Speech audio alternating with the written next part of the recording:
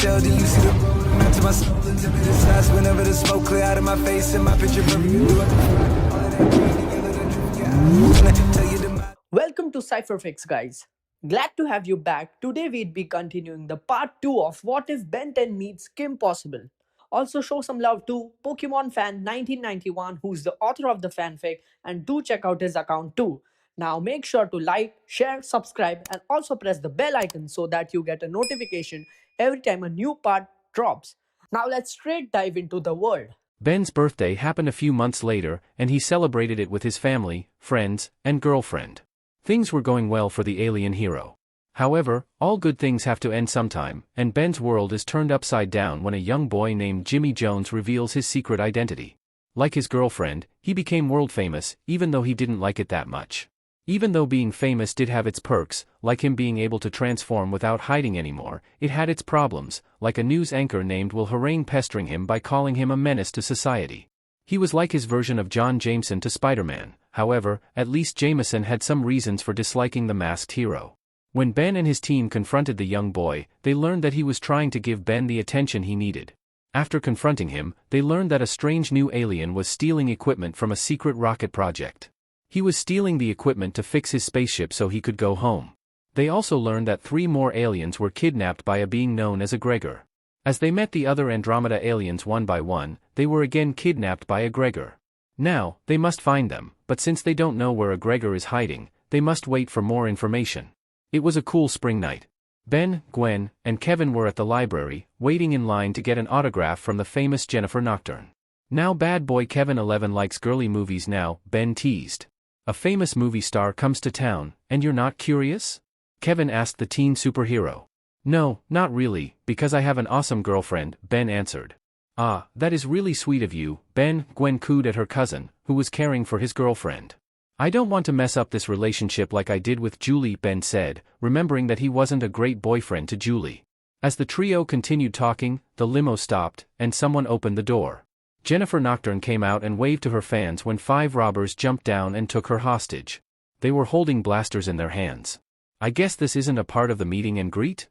Ben said as he got into action. Listen up. We want $10 million in 1 hour, or it's Vampire Nighty Night for Jennifer Nocturne, the first robber demanded. If we see your cops, one of the robbers fired the blaster he was holding at the car. Ben, Gwen, and Kevin decide to take action after the robber blows up the car.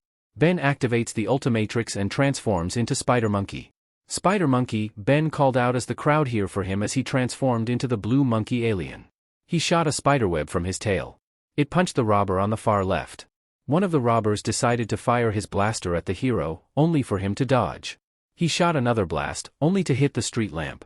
Spider Monkey used his tail web to stop the street lamp from hitting the civilians and moving toward the building. Even though he didn't like that, he did collateral damage. He had to save the people. He uses his web to swing down and kick the robber that shot him now. The robber beside the one Spider Monkey took out aimed his blaster at him before Gwen used her mana to grab the blaster, and Kevin knocked him out with a punch when he absorbed the ground for extra power. Spider Monkey stood in front of the last robber who held Jennifer in a chokehold, but he was now shaking in fear because he didn't want to deal with the alien superhero. So, how are we going to do this? Spider Monkey asks in a serious tone. The robber let go of Jennifer and ran off because he didn't want to deal with an alien monkey. He was stopped by a man in orange armor who punched him out. Captain Nemesis. I'm your biggest fan. Spider Monkey transforms back into Ben. No, Ben, I'm your biggest fan. Jennifer interrupted as she kissed him on the lips. The teenage superhero was completely baffled and shocked by the movie star's kiss, so he pushed her back slightly. I'm flattered that you're a fan of mine, but I already have a girlfriend already, he told Jennifer. I don't see your girlfriend here, she said. She is in Middleton right now, and I don't want her to think I'm cheating on her, so please tell the paparazzi you only kiss me to thank me for saving your life, Ben asked her. But would you want to upgrade from a regular girl to me? She asked the hero. Ben was shocked that she would say that and decided to leave by activating the Ultimatrix and transforming into Jet Ray. Jet Ray, he flew off. Jennifer smiled, thinking that Ben was just acting shy around her, and she had to think of a way to get his attention to her and then his girlfriend. Captain Nemesis made the fist that whitened his knuckles because of the disrespect Ben showed him and Jennifer. Next day, Ben was relaxing in his room when his phone rang. It was Kim, who had called Ben after learning about the kiss. She was very upset, so Ben had to calm her down and explain what really happened. She kissed me, not the other way around, or I kissed her back. Plus, I think Will Harang edited it. The footage should only show that she kissed me, not me pushing her back and telling her that I already had a girlfriend, Ben told her. I believe you, Ben, after hearing that it means your news anchor is putting you down. I might need to help you get a good publisher or something, Kim said. Thanks, Kim. I'm so glad that you're my girlfriend, Ben said. You are so sweet, Ben, Kim cooed. Anything for you, Kim, Ben said. So? Want to go out on a date? I heard that Café des Fleurs just opened up in Bellwood. She asked her boyfriend. Well, yeah, that sounds great, Ben said. I'll come over at 6 later. She hung up the phone, and Ben smiled. Suddenly, his phone rang once again, and he picked it up. Hello, he answered the phone. Hello there, Ben Tennyson. I am Captain Nemesis's manager, and I was wondering if you could come to the pier for a charity event for the children and then a little competition between you and Captain Nemesis tomorrow, the man asked. Ben was excited that he would meet his hero again and that maybe he could talk to him, unlike last time. What time should I be there? Ben asked the manager. The manager explained that the charity event would take place near the pier at 3:30. Ben agreed to this time because it would give them something to do before his date with Kim. As he raced out of his room, he stopped at the front door and saw his ex-girlfriend, Julie, crossing her arms angrily at him. Julie. Hi Julie, you've got it. I did something stupid, and you're letting me know the face, Ben greeted nervously. That depends. Did you kiss Jennifer Nocturne after you saved her yesterday? Julie asked, sounding as angry as she looked. And that explained why she was here, Ben thought. After all, he hadn't broken up with Julie before he had signed up for the dating service or started dating Kim. No, Julie, I promise she kissed me, and when she came on to me, I told her I had a girlfriend in Middleton, Ben told her. Ben watched Julie's fiery expression melt, becoming relieved. Thank goodness I was skeptical with all the garbage Harang is spewing about you and Danny Phantom, but Kim's my friend. I wanted to be sure. Ben nodded before her words registered. Since when do you and Kim hang out? After the high-breed invasion, me Kim and Gwen, she's pretty cool, Julie answered nonchalantly with a shrug, while Ben wasn't sure how to feel about his current girlfriend, his ex-girlfriend, and his cousin hanging out. So you got to team up with Captain Nemesis last night.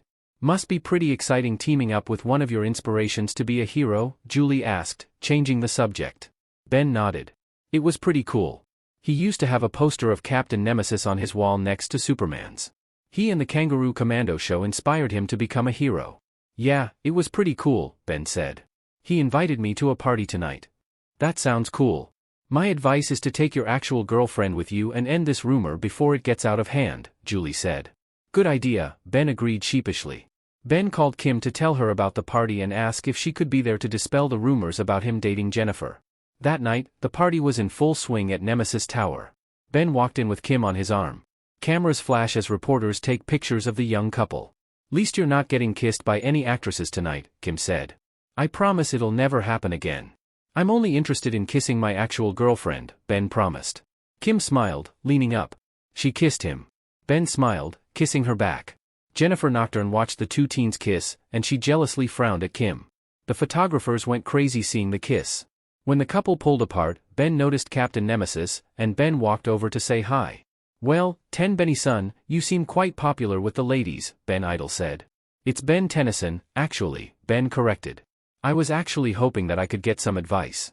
You've always been public with your identity. I was wondering how. How do I handle the press? Captain Nemesis asked knowingly. Ben nodded. Any advice you could give, I'd really appreciate it, Ben replied. I asked my girlfriend Kim first, but she never had problems with the press. Captain Nemesis frowned briefly. Well, young Benny-san, the key is taking control of the narrative. Every man is the star of their own story. You're the one who should narrate it, not anyone else, his hero advised.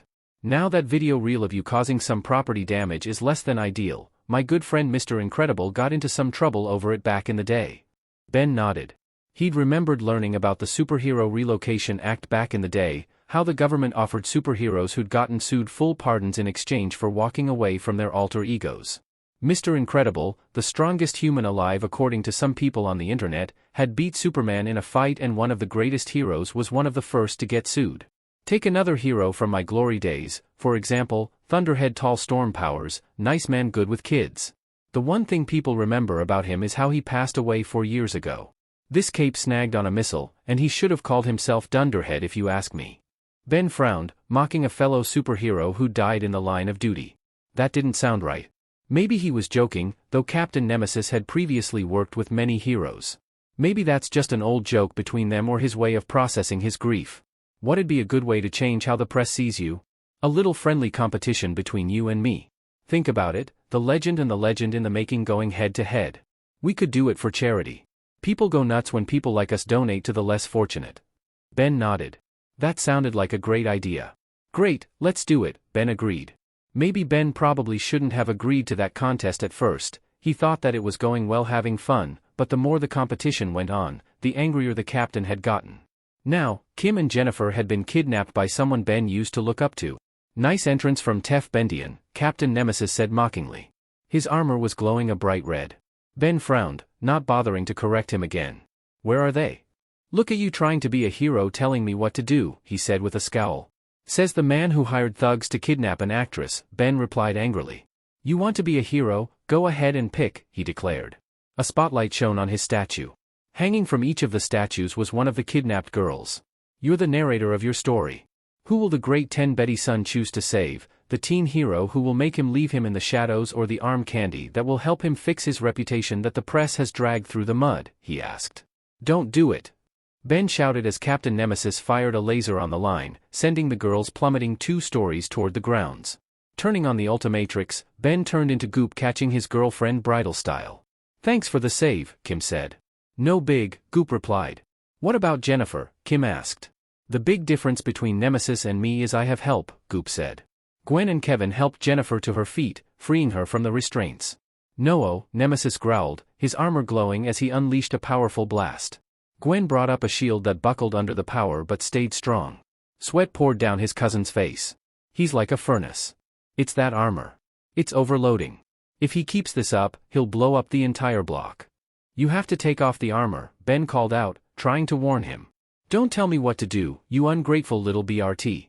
I waited 15 years for that stupid law to be repealed to be back in the spotlight where I belonged. I had it planned, but you, some snot-nosed BRT with a magic watch, just had to reveal his identity and upstage me, he ranted. It was bad enough being second fiddle to that blonde dolt Incredible and the alien from the metropolis, but a kid who had the gall to pretend to be my fan while standing in my way. I can't believe I wasted my life protecting people like you. From now on, call me Overlord. Ben frowned, turning into Water Hazard, and blasted the armor with cold water. The conflicting temperatures embittered the metal, removing all the moisture that destroyed it. Before Overlord could react, Ben moved in and hit him, changing back and grabbing him by the collar. How could you? You were a hero. You fought alongside Mr. Incredible Frozone and Hypershock to stop Baron Von Ruthless Doomsday Machine. I looked up to you. I wanted to be a hero like you. Could you do this? Ben demanded to know. Sorry you had to deal with that, Danny said the next day, sitting across from Ben at Mr. Smoothie. Yeah, I wanted to be a hero just like him when I grew up, Ben said. One of my heroes was a royal JRK who'd stage crimes to get in the spotlight. Grow up, Danny asked skeptically before shaking his head. Dude, you're already a better hero than you were when you were 10 years old. You found one of the most powerful devices in the universe when you were 10, and you decided to become a hero and help people. Danny laughed. Well, after setting a forest fire. Accidentally, Ben said, laughing with his friend. Thanks, man, Ben said. Anytime, dude, Danny said. Ben got up. He had to get back for his date with Kim at Café Les Fleurs and was about to fly off when an alarm went off. Robbers in purple drove off, followed by the police. Danny and Ben looked at each other. You thinking what I'm thinking? Ben asked. Don't you have a date with Kim? Danny asked. I've got time, was his reply. Danny looked around, seeing no one around. I'm going ghost, he called out, transforming. It's hero time, Ben called out, transforming into Jet Ray. The two fly off after the robbers. Ben was finishing off the last bit of his third smoothie, frustrated. Want to talk about it? Gwen asked. Not really, Ben answered. I'm just mad about the whole thing. What's there to talk about? The guy didn't care and was only in it for glory and fame, Kevin added. You can find people like that in every law enforcement agency.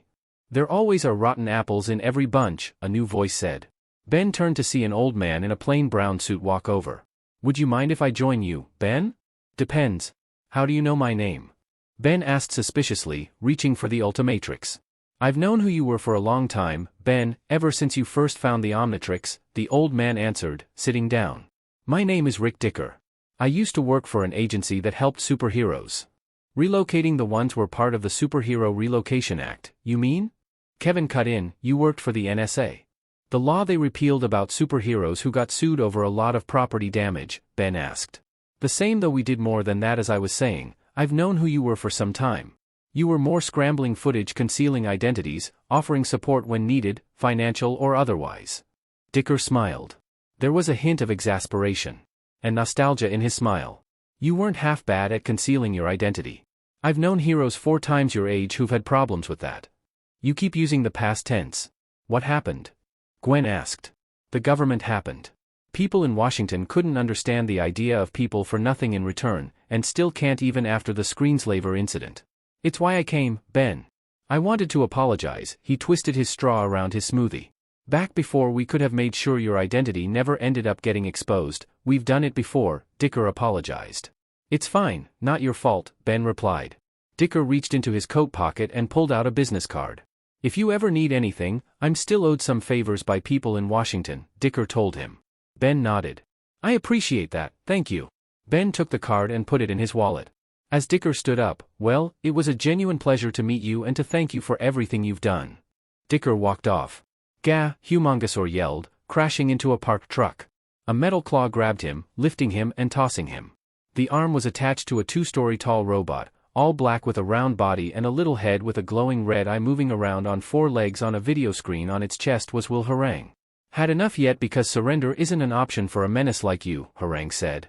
Humongousaur pushed himself up onto his feet. You know they've got words for what you're trying to do, Harang. Child murder, Humongousaur growled. Evil has no legal age. If you were truly innocent, you'd give up your weapon to the people who can properly use it, Harang retorted. A turret came out of the robot's head. Kevin yelled, leaping onto the robot's head and smashing the turrets to bits before Harang grabbed and tossed him down. The metal claws began spinning like a drill aimed at Kevin's heart. No! Humongousaur yelled, changing into Big Chill and grabbing Kevin before the claw could impale him. Adding being a mutie lover to your lists of crimes, Tennyson, Harang sneered. You know you make me sick, you know that, Harang? I've looked up your past reports of mutant registration calling the people who found baby Superman when he landed on Earth that they deserve life in prison and that martial law needs to be declared so the army can hunt down anyone with powers, that the Superhero Relocation Act wasn't enough, that all superheroes needed to be locked up so they couldn't spread their disease genes to normal people, they and anyone who associated with them. The more Ben read, the more he wished he had a mind-wiping alien so he could erase what he'd read about Harang from his brain. Some of the stuff made Villgax look humane.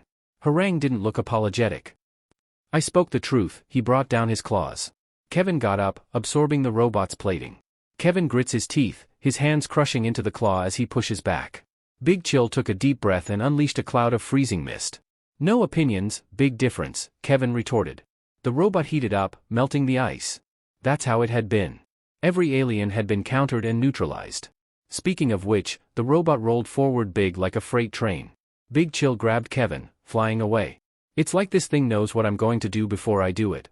It's analyzing my moves and predicting what I'll do before I do them, but with you, it's different, Kevin added. Dude, the video game. I should have known the video game was too good to be true. That means it knows all my aliens. Kevin smirked, getting an idea. Not all your enemies. Ben grinned, remembering transforming.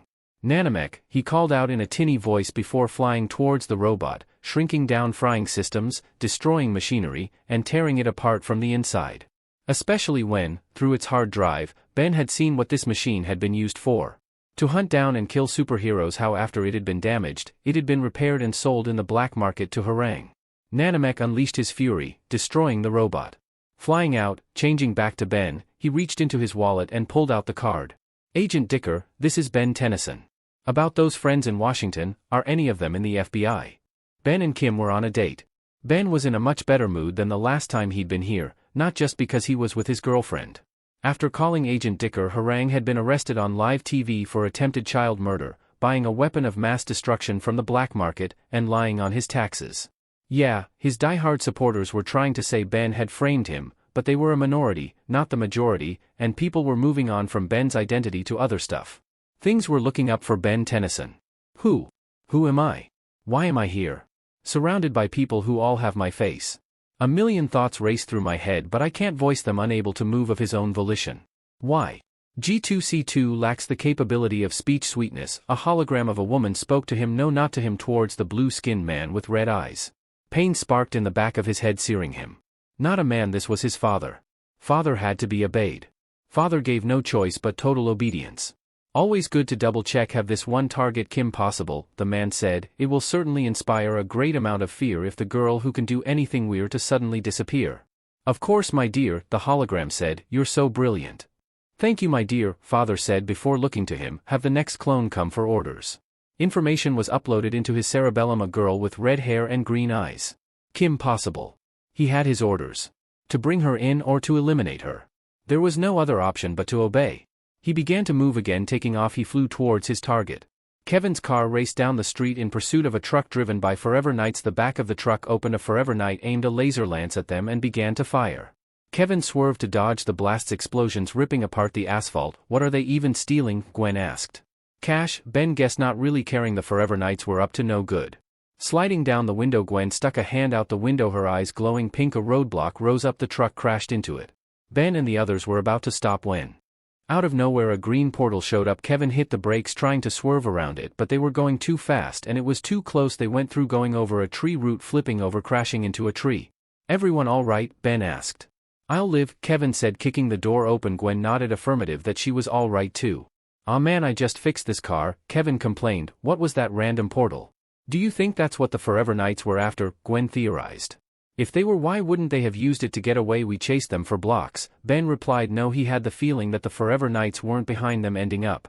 Well, Ben didn't know where they were. Ben turned to see Kevin looking up at the sky. Kevin, he asked. The sky's off, Kevin answered. Those stars are out of their position. Are we on a different planet maybe? Gwen asked. It looks like Earth to me, Ben replied, looking around, noticing a flash before knights on horseback burst out of the woods surrounding them. Halt, spies, in the name of the king. That crest, Kevin whispered in awe.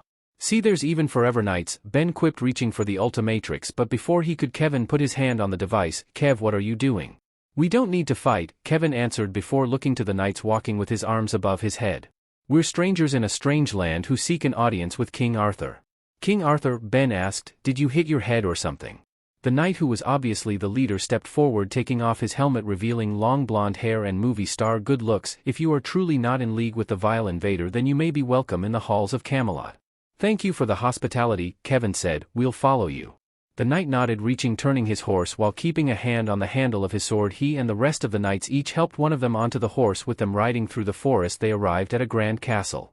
Sir George approaches. Lower the drawbridge, echoed over the walls before the drawbridge lowered down. The inside of the castle was filled with knights on alert.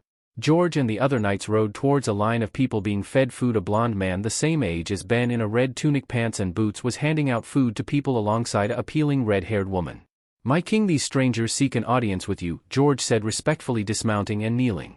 The other knights and Kevin did the same, bowing to the teenager. Please, my friends, we are all equal here in Camelot, the boy said, and you do not need to bow to me, stranger. King Arthur, it's an honor, sir, Kevin said, bowing his head even lower. No way, this was King Arthur. The King Arthur. Arthur, the girl next to him said, who now that Ben was looking there was something familiar about her. These could be spies, you should be more cautious. It's all right, Guinevere, I may not know who these three are, but I know where, and they are not enemies, quite the opposite, Arthur said assuredly. Please join me in the main hall, we have much to discuss. Following King Arthur into the hall, are you new members of the Legends? You weren't here the last time the Wave Rider graces this kingdom, he asked. No, we're not. That is, well, how do I say this? Ben asked. How do you explain to someone from the Middle Ages? You're not Legends, but you are from the future, I see. I'm sorry for the confusion. You've met people from the future? Gwen asked. Met with, feasted, fought with. Without the Legends my kingdom would have been lost, and perhaps it will be again, Arthur said, looking out the window. His face looked weary, like he'd aged 10 years. Through the past summer we've been attacked by an army from the continent led by a cruel and dark MSTR who can turn into a dragon at will. He burning villages, laying waste to the countryside. My knights and I have been pushed to the brink. Arthur looked to Ben and the others. I do not know you, but I can tell you are good men. I ask of you, will you help me save my people? Ben looked to Gwen and Kevin. Of course we'll help. Ben and Gwen looked at Kevin weirdly. Since when did Kevin jump so quickly into doing the right thing? Without getting paid for it. Did Kevin hit his head or something? Excellent.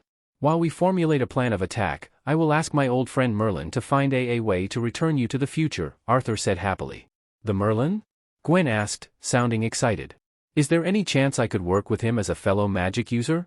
It'd be an honor. I'm sure he would appreciate the help, Arthur said. Now, gentlemen, to the round table and drive the invaders from my kingdom. The round table, Kevin said, awestruck, following after Arthur. Ben looked at Kevin weirdly before following King Arthur, unaware of the raven with red eyes watching them from the castle walls. Everything that the raven saw was shown in a crystal ball. So Arthur has found new knights to aid him. Let him bring an army. They'll never overcome my power, a young man with dark hair framing his face and red eyes said, dressed in purple regalia and a green amulet around his neck. He rubbed between his fingers as he eyed the still image of Gwen. And she will be a perfect trophy for when Camelot is mine. So declared Prince Aragon, the future ruler of Camelot. And then the world. In Camelot, Ben and Kevin sat with Arthur and the rest of his knights around the legendary round table. Queen Guinevere was sitting next to her husband. For some reason, there was something really familiar about the queen, but he didn't know why. Pay attention, Kevin hissed, elbowing him harshly, snapping Ben's attention back to the map and away from the queen. He felt the king wouldn't be happy with someone who kept staring at his wife. The invaders' forces have taken the southern part of the Isles, and our scouts cannot gauge their defenses. There is an archer of supernatural skill guarding the border, and then there is the axeman who is always with him, cutting through even the strongest knight's armor. And then there's the dragon, Sir George said with a grim frown. Yes, the watchdogs are dangerous, but not as much as their MSTR and his monstrous form. Ben looked at Kevin. You thinking what I'm thinking? Flash and smash, Kevin agreed. I don't understand, Arthur said. Ben pointed at the map. Kevin and I will break through the border, taking out the 2 guards so your knights can take back the kingdom. But what of the dragon? Ben smirked. I've beaten tougher things than just a dragon. It's true he has. Ben and Kevin stood up from the round table. Ben dialed through the Ultimatrix, finding the alien he was looking for before activating it. Jet ray, he cried out. Kevin placed a hand against the castle floor, transforming his skin into stone. Sorcery! Guinevere exclaimed. Not exactly, your highness. Jet ray grabbed Kevin by the shoulders, taking off and flying through the forest towards the border, slowing down intentionally so that the archer would be sure to spot him. Pretty soon, arrows began to fly out from the trees. There's the archer, Jet ray said. Bombs away. Jet ray let go of Kevin, letting him drop as he dove toward where the arrows were coming from, spotting the archer nestled in the trees. Spotting the archer, Jet ray fired a laser. As the laser fired, the archer flipped from his spot, losing another arrow before disappearing into the trees.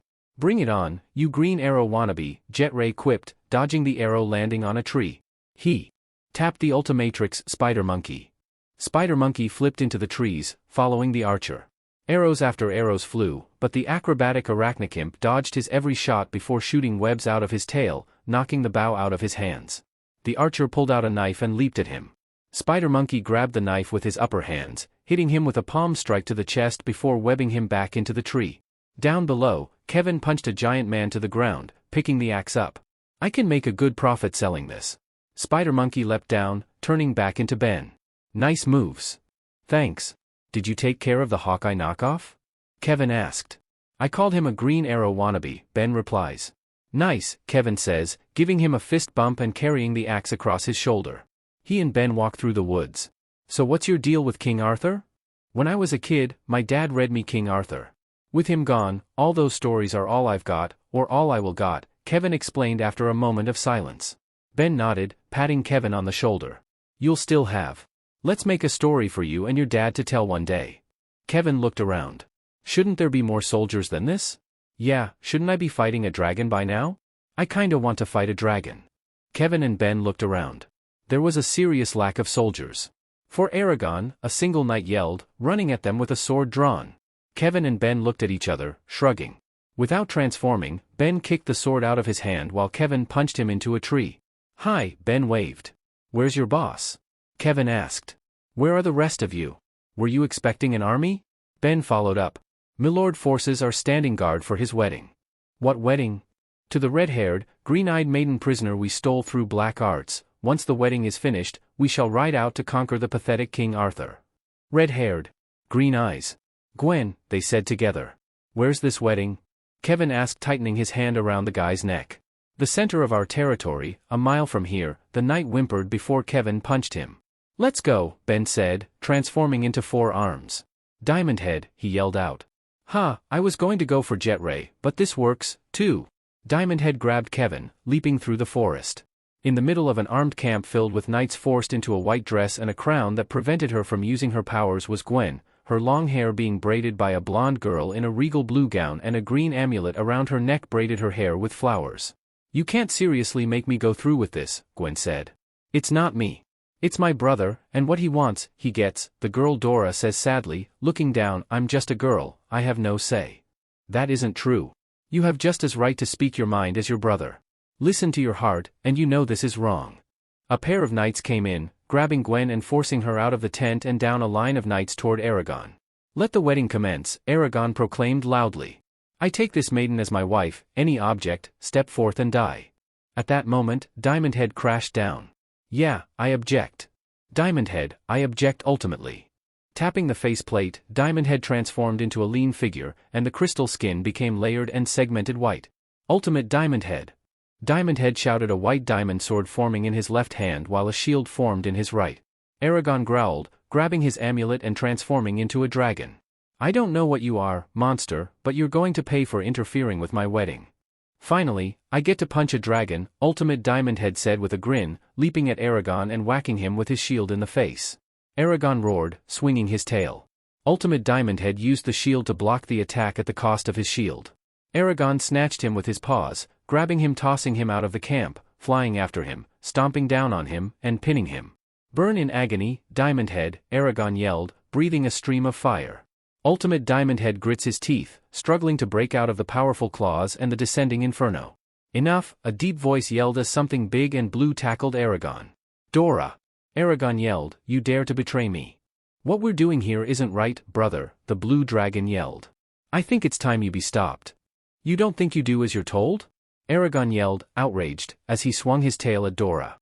Ultimate Diamond Head leaped at Aragon, hitting him with a diamond hammer straight to the face, knocking him back from Dora. Aragon! Arthur yelled as he and his knights rode into battle, get out of my kingdom. Pendragon, how did you get this far into my territory? Aragon demanded to know. You had only 2 guards, Ultimate Diamond Head deadpanned as if it was obvious before punching the dragon in the skull again. Arthur leaped off his horse, slashing Aragon in the face with the sword. Aragon screamed. Ultimate Diamond Head followed it up with a downward swing from his hammer to the top of his maw. The impact against the floor created a seismic event that caved the ground in Aragon, plummeted into it, and buried under a mound of boulders. Kevin and Gwen approached Ben as he powered down. How's the rest of the army? It's not much of a fight without the dragon, Gwen answered. Kevin smiled. Are you okay? I've got to fight alongside King Arthur, Kevin said. I'm more than okay. As am I now that my people are safe from the tyranny of Aragon, Arthur said, walking over to them and holding out his hand. Thank you, my friends. I am forever in your debt. It was our pleasure, Your Highness, Gwen said. Yeah, it's what heroes do, Ben said. I'm sorry for everything that my brother has done and that I was not brave enough to stand up to him, Dora said, having changed back into her human form. Arthur looked to Dora, walking over to her. I will not lay the crimes of a man at the feet of his family. You fought alongside us if you wish for it. You have a home here in Camelot, Arthur says, putting his hand on her shoulder. Dora smiles. Thank you for Your Highness. Man, it was such a relief to be back in the 21st century again, thanks to Gwen working with Merlin Ben. Gwen, Kevin, and Kevin's car were returned to their right place and time in history literally seconds after they left. After quickly arresting the Forever Knights and leaving them for the cops, Ben and his team were driving home. Man, it's so good to be home, Ben said, his phone ringing. Kim, what's up? Ben, here's the sitch. A clone of Danny Phantom just attacked me and Ron, Kim said. Are you okay? Where are you? Ben asked. I'm fine, Kim promises. How fast can you get to Amity Park? 10 minutes, Kevin answers, changing course, getting on the exit out of Bellwood and onto the highway to Amity Park. We're on our way, Ben says, determined. This is so not how Kim expected her day to go. Things went pretty normal. Woke up. Ate breakfast. Went to school, then to cheer practice. Went shopping with Monique at Bueno Nacho with Ron. I got a mission from Wade to go to Sokovia, thwarted Draken, so not the drama. No, the drama came from fighting what at first looked like Danny Phantom but obviously wasn't. How'd she know? The real Danny Phantom would have said a single line of corny banter for the whole fight. The Phantom lookalike fired a ghost ray where Kim landed, blasting her back before he flew at her, throwing a punch toward her midsection. Kim blocked with her fist, bringing up a kick toward his head. The look-alike turned intangible, sidestepping through her leg and sending shivers down Kim's spine. Green ghostly energy enveloped his knuckles as he threw a punch. Kim leapt up, flipping over the punch while his arm was extended. Kim pulled out a tube of lipstick, pushing the button. Pink adhesive goop trapped him. The phony phantom phased out just as he turned tangible. Kim nailed him with a punch to the nose, knocking him out. Rings of light passed over his body, turning him from a phony Danny Phantom to a phony Danny Fenton. A KP, I'm confused, isn't this the guy from Amity Park who turned down a second date with you? Ron asks. Aha, Rufus added, nodding his head. Thank you, Ron. Rufus, I so needed the reminder, Kim said, looking closer at her assailant. He looked like Danny Fenton. He looked exactly like Danny Fenton, but this didn't make sense. Why would someone make a clone of Danny Fenton and give him Danny's phantom powers? Come to think of it, Danny Fenton and Danny Phantom looked exactly the same. Oh, how did I not see it earlier? Kim asked out loud, pulling out her communicator. Wait, it's me. Can you get us a ride to Amity Park for 3? Since when does Rufus need his own seat? Wade asked. Long story. Your ride is on its way. You rock, Wade. Ben practically jumped out of the car in front of the address Kim had given him. Kim was standing on the porch. For a second Ben saw another woman who looked exactly like Kim. Guinevere, Ben asked out loud. No, Kim answered. You all right, babe? Yeah, fine, just I had an interesting day. I'll explain it to you later. Kim shrugged. All right, the reason I called you is upstairs. Kim turned and walked into the house as Kevin walked up. You saw it too, right? Ben asked Kevin. Yeah. Is it possible that Kim's related to King Arthur and Guinevere? Kevin shrugged. In 1600 years and genetic dispersal, she's probably one of the hundreds of people who could trace their ancestry back to them, he said before heading into the house. Ben shrugged, following Kevin inside. Ben glared at the Ultimatrix. He was sitting alone. His table was littered with smoothie cups. I knew I'd find you here, Gwen said, stepping into his peripheral vision. Ben ignored her as she clearly moved the pilot of styrofoam cups to the side so she could sit down. So you know what happened? Buzz told me. Yes, Gwen answered, putting a hand on his shoulder. 22 people. I can't help 20 people, Ben said. All because of albedo. Azimuth had designed the Omnitrix so everyone in the Milky Way could see what life was like in another's shoes. It was also a way to bring back a species if an extinction event happened, like the Kryptonians or Cannonbolt species. Albedo didn't see that as a necessary feature. No.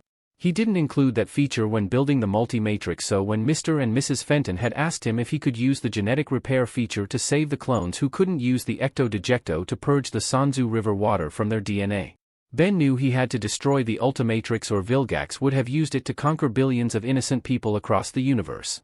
If I see Albedo, I'm going to punch him in his smug little face, Ben promised. He's a Galvan, so my fist is the size of his entire head. I'll help, Gwen promised. Ben nodded. Apparently Mr. and Mrs. Fenton are working on some kind of long-term recovery plan with something else, he said. I hope it works. Me too, Gwen agreed. Me too. Buzz gulped nervously as he stood on his date's porch. His first date. Oh boy. Buzz was really hoping that he didn't mess this up. He didn't know why, but there was something about Gwen that drew him to her. Maybe it was something in his DNA. Buzz knocked on the door. It opened and Ben opened the door. Hey Buzz, Ben said with a grin. Ben, you are not the Tennyson I was expecting to see, Buzz said, flabbergasted, not too sure what to say here. All the internet research he did on what to do on a first date didn't prepare him for her cousin meeting him at the door. Gwen's almost ready, you and I just need to talk real quick, Ben explained, stepping out onto the porch, closing the door behind him. Buzz, you're a nice guy when you're not being mind-controlled to being a crazy supervillain's tool, Ben pat him on the shoulder. Thanks, I think. Yeah, and I just want to remind you that you better stay a nice guy on your date with my cousin, the or else was implied when Ben held up the Ultimatrix. Message received, Buzz promised. Oh yeah, he got the message loud and clear. Thank God. That was when Gwen stepped out wearing a purple knee-length dress with a white midriff jacket and matching shoes, her long hair a halo of wavy curls that bounced with her every step. Buzz wasn't sure if his heart stopped or not because there was an angel in front of him. Ben, why are you here? Gwen asked suspiciously. Aunt Natalie asked for my help with something, Ben lied. Aha, Gwen said with narrowed eyes before walking around her cousin to Buzz. You look very handsome. And you look incredibly out of my league, Buzz said, holding out a bouquet of roses he'd got from Smithy's flower shop. Gwen smiled, sniffing them appreciatively. Thank you, they're lovely. Thank you, Danny, for the recommendation, Buzz thought, watching Gwen hand the bouquet to Ben before looping her arm through his, the two walking off. Trombipular hits Humongosaur under the chin with an uppercut that makes him stumble back. He may not be the galaxy's biggest evil genius like he claimed, but he could for sure throw a punch. Humongosaur rubbed his jaw. Is that the best you can do? Cause I thought the guy who beat Villgax and the high breed would put up a better fight. I'm just getting started, Humongosaur said, hand reaching for the Omnitrix symbol on his chest, but he stopped. No, he didn't need to go ultimate, it was just one bad guy. But why not go ultimate? He had plans in Amity Park. Going ultimate would wrap things up quick. Yeah, but he was also in the middle of Bellwood. Going ultimate could cause a lot of damage.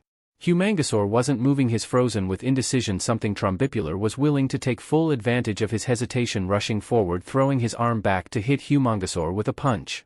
Before the villainous pachyderm could land a second blow, a kite shield rocketed past Humangosaur's head, hitting Trombipular in the face, sending him flying back, crashing into a SUV. "You all right there, Ben?" a girl with a British accent asked. Humangosaur turned to see a pixie-cut blonde girl with blue-scaled skin wearing a aviator's jacket patterned to look like the Union Jack, with holes for her dragon wings, forest green pants tucked into armored boots that went with the gauntlets. She had an arm outstretched, the amulet around her neck glowed, and the shield flew back into her hand, a grin on her goggled face. "Thanks for the assist, a dash." Humangosaur trailed off, not knowing her name. "Well, if we're using code names, it's Captain Britain. If the bloomin' flag around my torso wasn't a big enough clue. But what's the matter, Ben? Am I really that forgettable compared to Miss? I can do anything." Forgettable? Try. Ben had never seen this girl before. He'd never heard of Captain Britain either, and he didn't want to be rude to someone who helped him with Trombipular when she didn't have to. And he did want to know why she had that amulet. "Ah, don't sweat it, handsome," she said, patting him on the shoulder. "It was just the one blind date," she said, before spreading her wings and taking off. Blind date? He never dated a British girl during the dating service. At least he hadn't before. I changed history. Checking his yumi=love.com on the way to Amity Park, it didn't take long to find the one girl he didn't remember. Olivia Jacqueline Knight, screen name RAF Olivia. He'd given her a 8 and she'd been one of the girls who had wanted a second date with him. Going by the video he found of her and Swampfire stopping some bank robbers and the fight today, she'd trusted him enough to reveal her secret identity to him. And she existed somehow because of him. "You okay, Ben?" Danny asked. "You've kinda been staring into space for a second." Ben nodded uneasily. "Hey, quick question, have you ever time traveled?" "Once or twice," Danny answered. "You ever change history?" Danny nodded, a frown. "Yeah, why?" "See me, Gwen and Kevin ended up 1,600 years in the past. We fought with King Arthur against this guy who could turn into a dragon, Aragon." "Ugh, him I know," Danny said. "Fought his ghost. He tried this fake beauty pageant thing, tried to make my friend Sam marry him against her. Well, she turned his people against him and we threw his butt into his own dungeon." "His sister wasn't there?" Ben asked. "I didn't see any sister," Danny answered. "She helped me beat her brother. King Arthur said she could have a place in Camelot, I think. No, I know that I met her descendant and that she's a hero, Captain Britain." Number 5 on HeroWatches.com, a prettiest teen heroine list, Danny asks before shrugging at Ben's look. "Hey, don't judge me, I looked at it before I had a girlfriend. I'm starting to see where Buzz got his personality from." "You're one to talk, Mr. Casanova," Danny joked back before the two went into the restaurant where their girlfriends were waiting for them. "Hey, don't worry too much about changing history. From the sound of it, all you did was make it so London's got a superhero flying around. Yeah, I guess that's not too bad. Besides, if you had really messed up things, I know a guy who would have fixed things and you wouldn't have even noticed, not even counting that paradox guy." Ben nodded. He hadn't seen the professor, so he must have not messed up time. The two walked over into Café Les Fleurs and sat down at their tables. "Nice to see you again, Penny." "It's nice to see you too, Ben," Penny says. "No hard feelings, right?" "Nah, we're cool." "Welp, at least it won't be weird that we both went out with each other's girlfriends during the dating service," Danny says. "Well, it's not Ben's first time hanging out with an old blind date," Kim says. "Before my friend Monique moved to Middleton, they went out during the service too." "How awkward was it?" Penny asked. "Not too bad, no hard feelings." "Well, Ben might have had some when she said that she had wanted a second date with some guy from New York." Everyone laughed. Yeah, yuck it up," Ben said good-naturedly. "Small world. I used to live in New York," Penny says after the waiter brings their drinks. "I didn't know that," Danny says to his girlfriend. "It's never come up. I moved when in preschool," Penny says with a wave of her hand. "Must be too expensive for your dad," Danny joked. "Mister, you can only date when you're married. I remember him," Ben said. He'd nearly caught him with Penny. Thankfully the Omnitrix had worked and turned him into goop. "How'd you get him to let you date Penny and keep your secret identity?" "We snuck around when Penny was in town, stayed in touch with letters. When he found out, I asked and he gave me a list of rules," Danny explains. "I'm so glad I never had a secret identity," Kim says. "I wish I still had mine," Ben thought before enjoying the rest of the double date. Ben, Gwen, Kevin and Kim were flying through nothing. Literal nothing.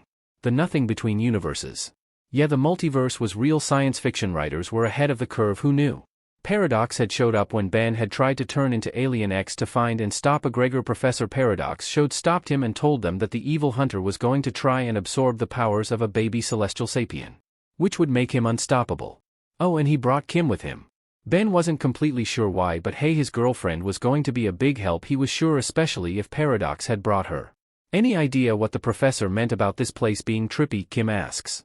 Who knows, probably could be something crazy, could be a whole bunch of nothing, since that's what celestial sapanes do, a big fat nothing, Kevin answers. That sounds rude, but Kevin's right. Alien X spends so much time debating with his personalities that he can't move on his own, Ben says, which is why I don't turn into him except in emergencies. Kim nodded before something lands on the Rust Bucket 2's roof. Sparks come from the ceiling as something begins cutting through the roof. Well, looks like all the nothing was over. Ben tapped the Ultimatrix before transforming. I mean Big Chill, Ben shouts, not who I wanted, but this works too. Turning tangible, Big Chill flies up through the roof, spotting Agregor's soldiers. Blast him, they shout when they see him. Big Chill stands there intangibly, letting the blasts pass through him before he freezes the first wave of soldiers. Kevin, Gwen, and Kim come out helping him fight off the rest. Big Chill turns back into Ben. Gregor must be trying to stall us so he can get to the baby, Gwen says. Kim frowns. Anyone else hear that? Ben nods. It sounded like footsteps coming from all around them. And where did this fog come from? Everyone stood back to back. There were silhouettes in the fog, though Ben couldn't make out their features. The first to emerge was two teenage guys, one with dark brown skin and brown hair wearing a green sleeveless shirt and jeans. The second was a paler-skinned guy with longish black hair wearing a hooded sweatshirt, dark jeans and boots. The second was stranger than two random guys because he was someone Ben recognized. It was him, but him when he was 10. Where are we, Dev? Green shirt kid asked the guy he'd shown up with, who shrugged, looking around warily. Something Ben seen Kevin do a lot, someone who either had been on the street or the wrong end of the law. Or in Kevin's case, both. Dudes, have we met? Cause you kinda look familiar, Kid him says before he and the other two look at Kevin. You, the say before Kid him and the dark-haired guy attacked the dark-haired guy, transforming into what looked like a teenaged version of Kevin's mutated form. Kevin was ready to attack when a wave of ice froze them in place. Let all evil tremble where they stand, for like the sun travels from east to west, Gen 10 is here. A blue-haired girl in a black and blue swimsuit-looking costume said, the Omnitrix symbol on his chest.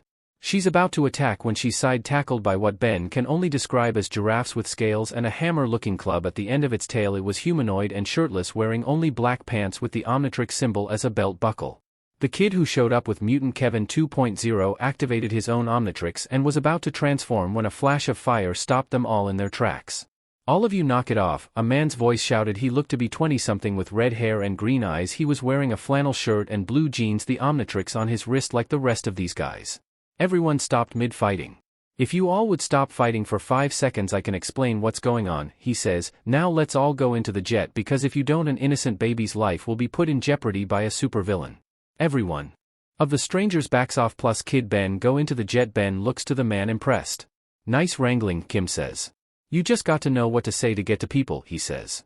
Okay, but who are you and why did you let a bunch of strangers and a 10-year-old me into my plane? Ben asks. The man sighs. I was kinda hoping this wasn't your first time dealing with the multiverse. My name is Max Tennyson Jr., and with a couple of exceptions those were all your children from across the multiverse. Okay, that was the last thing Ben was expecting to hear. Back in the Rust Bucket 2, everyone was looking at each other standing in a row. The giraffe dino guy in his human form had black hair, pale skin and green eyes, wearing a orange windbreaker sweatpants and running shoes. Okay, so Ken, Jen, Devlin and Max, Kim says looking at each of them, and one Ben. The many kids of Ben Tennyson, Gwen says looking at them all. Adopted, Devlin says. This is the forge of creation, Max supposes. Time and space are weird here. A celestial sapane did it, Jen figures with a shrug. Why a celestial sapane would want to pull a bunch of Ben Tennyson's kids here from the past, who knows? Celestial Waddy what? Kid Ben asks. You'll learn when you're older, one of the Kens answered. Okay, here's the sitch. How many of you know who a Gregor is? For the ones who don't, he's here trying to gain ultimate power by stealing the powers of a baby celestial sapane, Kim explains. Only green shirt Ken, Devlin and Kid Ben didn't recognize the name Gregor. This is the forge of creation. Mom and Dad told me this story, Jen says excitedly. I get to relive history fighting alongside my dad. Kim Possible was never in the story when Dad told it to me, orange shirt Ken says before shrugging. Multiverse stuff, it's usually Neil and Josie who gets dragged into the multiverse stuff. Who and who? Devlin asks. Danny Phantom's kids, Ken answers. All the future Tennyson kids get a look of understanding on their faces as they nod in agreement. The Rust Bucket 2 continues to fly towards the forge of creation, hoping to get to a Gregor. Hopefully in time to stop him. Ben hadn't been able to save his victims from the Andromeda Galaxy, but he wasn't going to fail this time. So this was really trippy, flying into action with kids of his not just from the future but across the multiverse. So on a scale of 1 to 10, how weird is this? Ben asks Kim. Off the charts but interesting I guess, Kim says as she looks at all of them. It was very obvious that they all had different mothers, which made sense. Infinite choices, infinite possibilities, infinite realities, infinite Mrs. Ben Tennysons. It gave Kim some ideas on what her kids could look like if she and Ben got married, like one of those apps that mush two people's faces together to guess what a baby of theirs could look like. At least they were getting along now.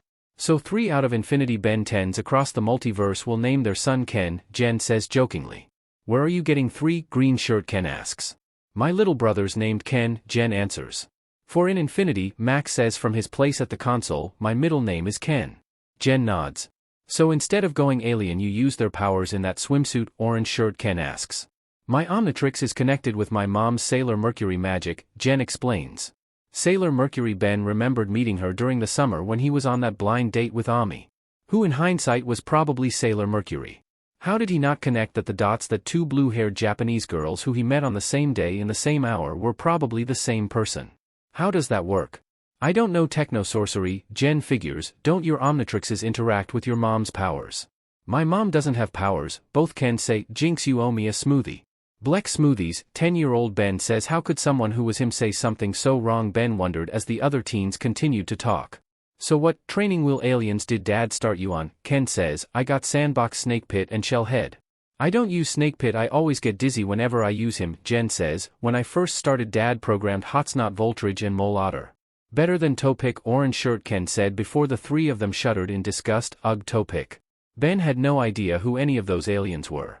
Out of the corner of his eyes Ben saw the building tension around Devlin being around Kevin. So you're a plumber on this world, he asks.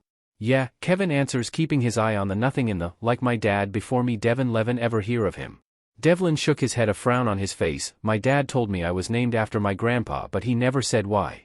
Sorry you didn't get to meet him, Kevin says sadly. How'd you get adopted by your world's Ben? All my BRTH dad cared about was getting revenge, Devlin answers. He's getting what he deserves in the null void. Sorry you got stuck with a bad dad, Kevin says, turning. So why are you here? The kid asks bluntly.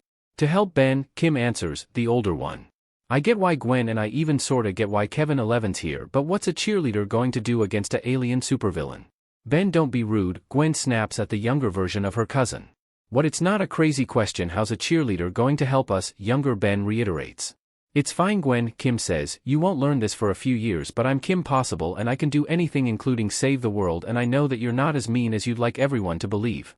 What are you talking about? Kid Ben asks. I know that you try to make everything seem like a big joke, but I know that when things get serious, when lives are the line, especially now when a lot of people's lives are on the line, you sometimes feel over your head. Kid Ben doesn't say anything. Is that why you joke so much? Gwen asks.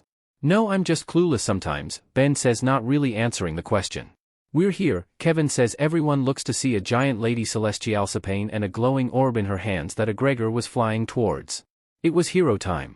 Tennyson, how often must you be beaten before you realize you cannot defeat me? A Gregor asks Ben. His team, his girlfriend, the 10-year-old version of him, and the kids of future hims from across the multiverse were moving out surrounding him. As many times as I have to, is the answer Ben gives as he activates the Ultimatrix transforming around him. Other Omnitrixes are activated. Overlapping green flashes blind the mad Omnosian huntsman for a second. A second was long enough. A deluge of slime blasts out at a Gregor with all the pressure of a fire hose. 2 streams of electricity travel through the slime right into the armor-clad form of a Gregor. Jen in a white and pink outfit throws her hands forward, firing a rainbow-colored explosive blast, driving a Gregor towards a slab-shaped alien with a body made of layered rocks. Grapples a Gregor, slamming him to the ground. A Gregor lets out a growl as he quickly recovers, driving a spinning drill through the alien holding him before firing a radioactive beam from his chest at Jen, hitting her. 2 speeding blurs, 1 white 1 blue, crash into a Gregor, driving him towards 2 forearms along with Kim and Kevin. A Gregor turns intangible, dodging the blows before slamming his fists against the ground, sending an electrified shockwave through the ground that knocks everyone off their feet. A Gregor rises with a smirk, grabbing green shirt Ken by the hand, holding his Omnitrix. Interesting, he says as he begins absorbing energy. Green shirt Ken grits his teeth, trying not to scream. An Omnitrix symbol forms on his chest. Devlin rises to his feet. Get away from my brother, he yells as he transforms into his chimeric form, rushes at a Gregor. Ben looks to Kevin. Can you do that? He asks Kevin, who shakes his head. Devlin tackles a Gregor. Max, still transformed into skid marks, a black and white biomechanical centaur with wheels for feet, catches green shirt Ken. Hold him down, he orders.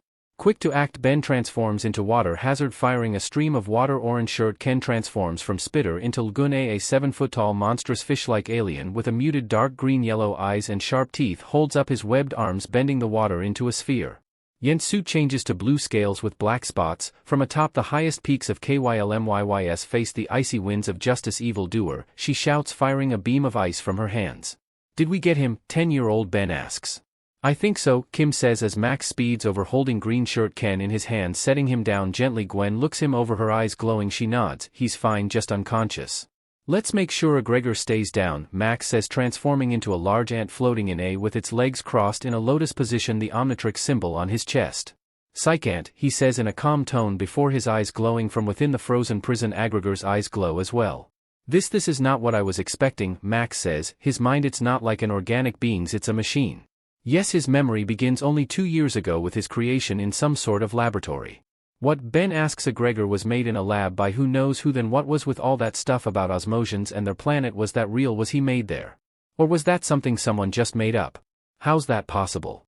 If a Gregor was a machine the entire time, wouldn't Cooper have been able to detect it with his powers? Though the body was made of flesh, the mind is a computer completely obedient to the programming set for him, his entire plan, his targets. It's all here, even coming here to the forge of creation. It was all set forth for him, Max says, his mandibles clicking quickly. But how? No, that can't be. What's the sitch, Max? Everything so far, it's all been phase 1 of his plan, he exclaims. Everyone else also looks shocked. What kind of plan is it where having the powers of altering reality on a whim isn't the end goal but just the first part? Who made him? Ben needed to know. Anyone who could make something like a Gregor, whatever their plan was, it needed to be stopped. I will see. Before Max could probe deeper into Gregor's mind, his ice prison was shattered in a burst of flame, moving faster than the eye could follow. Gregor grabbed Jen, Max and orange shirt Ken, draining the energies from their watches, dropping them. More Omnitrix symbols appeared on his chest. Devlin roared, trying to recapture the artificial huntsman, but the hunter would not be captured again, deflecting Devlin's slime trap before psychically grabbing Devlin by the throat, lifting him into the air, pulling him and draining the energy from him as well. Pathetic, Gregor says, dropping him to the ground before looking to the 10-year-old Ben, still transformed into 4 arms, and then there were 2. Get away from him, Kim yelled, leaping at Gregor, landing on his shoulders. Gwen held him down with his mana, trying to restrain him. An aura of green energy enveloped Gregor's body as he unleashed an explosive shockwave that sent the girls flying back unconscious, leaving Ben and Kevin the last 2 standing. I'm out of ideas, Kevin asked. I've got one, Ben says, Plan S. How's that going to work? Kevin asks. If we go ultimate, Ben supposes, maybe. He hoped. Kevin shook his head, not like we've got any other option. Please let this work. Ben nods, jumping towards Kevin as he activates the Ultimatrix, turning into a glob of blackish-green sludge with the Omnitrix symbol sticking to it. The sludge falls onto Kevin, enveloping his body, causing Kevin's body to grow several feet taller, gain hundreds of pounds of muscles, a mouth of razor-sharp fangs and white markings like a bodysuit, the Omnitrix symbol on his chest.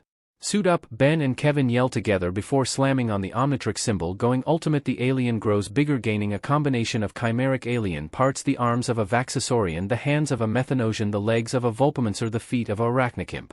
The spikes of a Crystalcipian grow out along his spine between draconian wings, his entire body made of hardened armor sludge. 2 additional mouths grinned, full of razor-sharp of teeth, roared.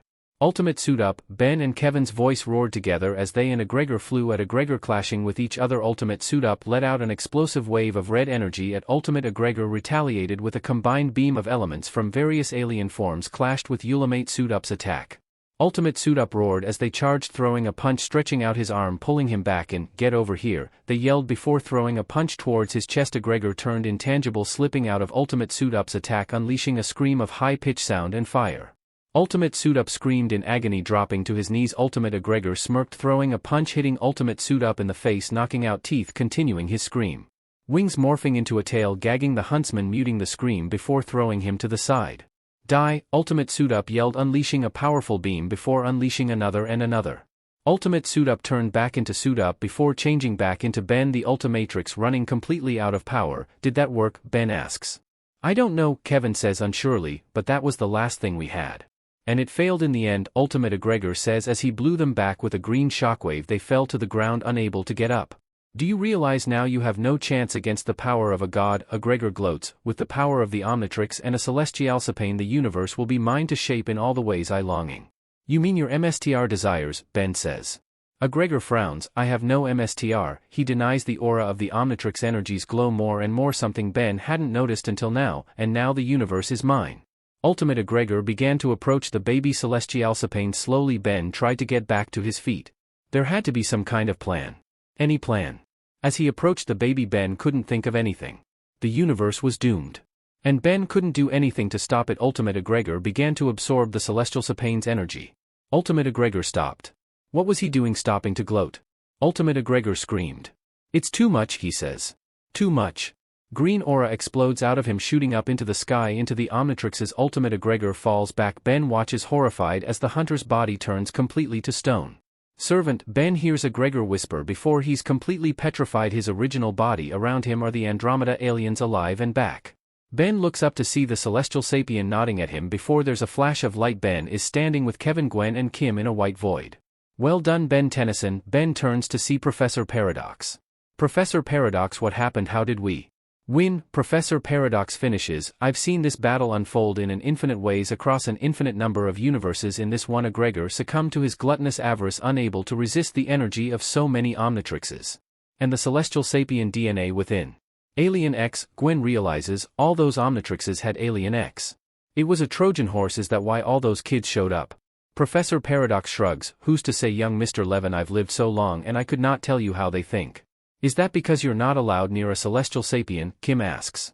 One reason perhaps, Professor Paradox says. Best to be on your guard, Ben. The future will have worse enemies than Gregor in your future. Professor Paradox turns to walk away. Professor, one thing, Ben asks. The younger Ben, he was me from this world, wasn't it? How come I don't remember any of this meeting? Kim, nothing. The Time Walker shrugs. That was me. The sanctity of the timeline has to be preserved, he says. After all, if you knew years before you'd met her that you would have a girlfriend named Kim, possible. It would change history, Ben says, nodding in understanding. Paradox smiles. Until next time, rest. There'll be more to worry about in the future, Paradox says before everything vanishes in bright light. Ben, Gwen, Kevin and Kim are standing outside of Mr. Smoothie by Kevin's car. That was dash. A lot, Kim finishes Ben's sentence. Reaching out, she takes his hand. But whatever sitch is coming in the future, we'll face it together. Ben nodded. Yeah. They'll face it together. Gwen fired a blast at another one of Computron's minions, blasting the murderous machine back through the portal to Dimension 12 where it belonged. Not going to lie, blasting emotionless robots into scrap was a great outlet for her anger right now. Her cousin Sunny had moved into her house. Her aunt and uncle were concerned about her behavior and the crowd she was seeing on Anodyne. Gwen had no idea that Sunny or her part of the family were Anodites, but that did explain a lot of things that hadn't made sense when Gwen was young. Sunny had been moved in, and the entire time she'd been here she'd complained about how terrible it was to be separated from her sweet Antonio and how dull Earth was. Gwen had tried to sympathize, explaining that her boyfriend Buzz was off-planet at the Plumbers Academy, and Sunny had laughed. Kevin had explained that it was a common line to say that a person's significant other was off-world, when the one saying it was single.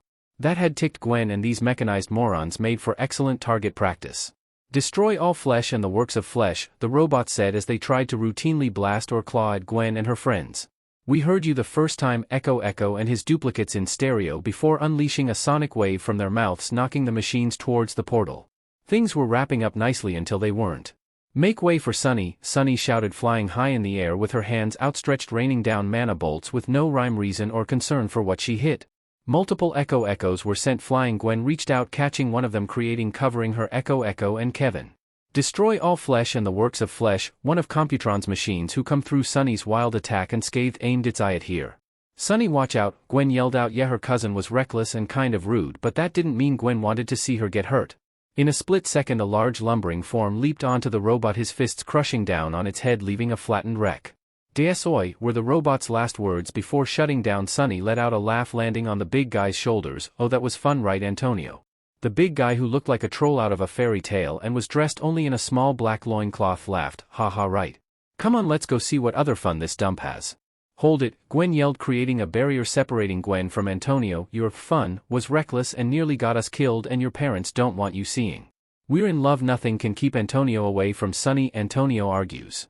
Gwen scowls, grabbing Sunny, pulling her along. Scram, Sunny, we're going home now. Ugh, fine, you're such a mom, Sunny gripes. Thanks, Ben, you're my favorite cousin. I get free drinks all the time when I say that I'm your cousin. You're welcome, Ben says unsurely. By muscles, Sunny says, batting her eyelashes at Kevin. Gwen pulls her along. Gwen rolls over in bed when she hears her phone ring. Sitting up in bed, Gwen sleepily answers, putting the phone to her ear. Hello. Hi, this is Sam Manson. I'm a friend of Danny. Alright, Gwen says, not sure why one of Danny's friends was calling her. Gwen looked to the clock on her bedside table. 2 in the morning. Is there a reason for calling?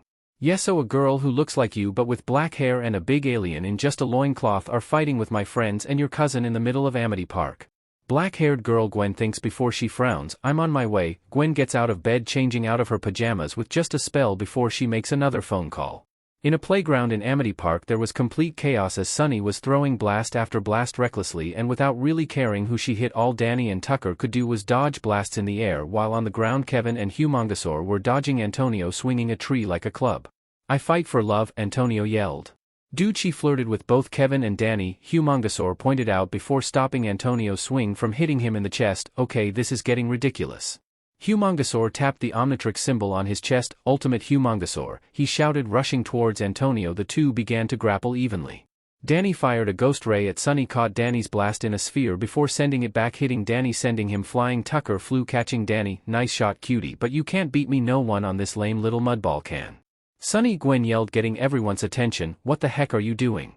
What's it look like? Cause I'm having the only bit of fun that there is on this lame little planet, Sunny answered. You're going to stop this right now. You can't tell me what to do, Sunny bit back. If you don't, I'm going to call your parents. Sunny frowned. No. Sunny's hair split into multiple tendrils, lashing out towards Gwen. Gwen fired mana blasts that were batted away before Sunny caught Gwen, pinning her to the ground. Wow, you really stink at this. Gwen struggled but couldn't break free. You're right, Sunny, I can't tell you what to do, Gwen admits before she smirks, but Grandma Verdana can. Sunny frowned, turning to see the adult Anodite frowning at her. Grandma, Sunny yelped, terrifying, letting go of Gwen, trying to fly off. You can't make me go. Oh, do be quiet, Verdana says, trapping Sunny in a sphere. I'm very cross with you, looking to Ultimate Humongosaur, pin Antonio. Nice form, sweetie. Thanks, Grandma, Ultimate Humongosaur said, turning from Humongosaur then back to Ben, stretching his shoulders. I will take these two back home. Their parents will take care of them, Verdana says. Tell your parents I'll be stopping by for dinner next week. Mom will love that, Gwen thought as Grandma took away Sunny and Antonio. Gwen sighs, looking to Danny. Sorry about everything. It's cool, I get it, family can be a lot, Danny says, so a good night. Good night, Gwen says before Ben and Kevin head back home to Bellwood. So alright folks, that's all for today. Stay tuned for more crossovers. Do subscribe, like and share for more such videos. Also check out the story and Pokemon Fan 1991 on fanfiction.net. Press the bell icon to be notified first on release. See you in the next video. Till then, goodbye.